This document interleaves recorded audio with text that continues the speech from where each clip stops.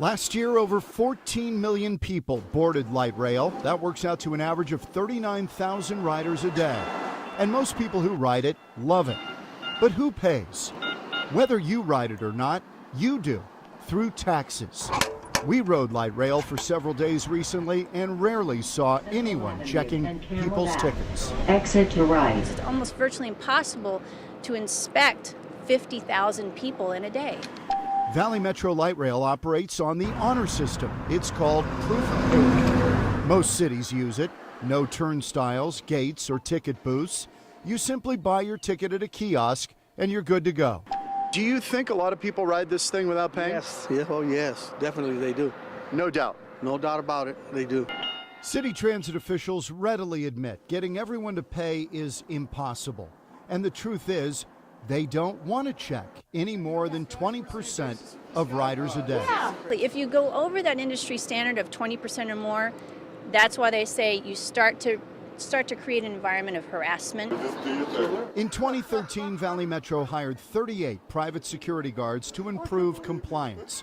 Fines, if you're caught, range from $50 to $500. But most get a warning. During several round trips recently, we ran into only one security guard checking tickets.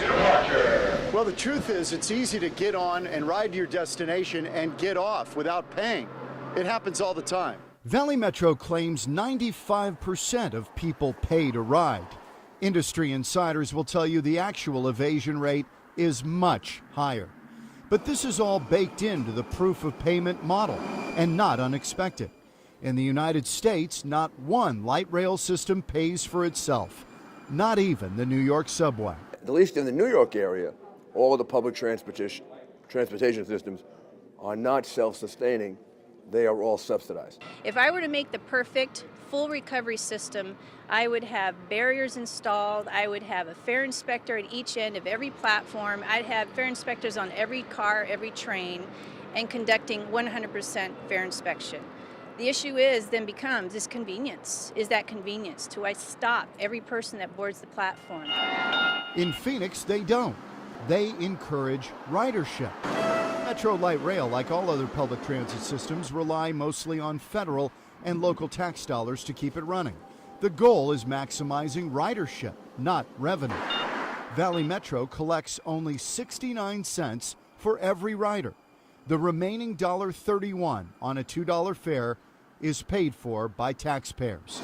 By any measure, a very expensive way to move people around, but one that many cities love. Never mind the cost. And light rail is actually nothing new. Streetcars used to roll in Phoenix beginning back in 1887. Service was stopped in 1948 because it gave way to the bus, which was more cost-effective and more flexible. But now light rail is back in vogue, featuring slick-looking modern trains with more than a dozen systems popping up around the country in the past 25 years. And Phoenix is pushing hard to dramatically expand light rail with 31 miles of new track. Work has already started along the Northwest Extension, which could eventually run all the way to Metro Center Mall. Fare collection will never cover the costs. So the Phoenix City Council is preparing to push for a new tax, nearly a penny on every dollar, to pay for construction and upgrades. So the next time you climb on the light rail, whether you pay or not, just remember, there is no such thing as a free ride.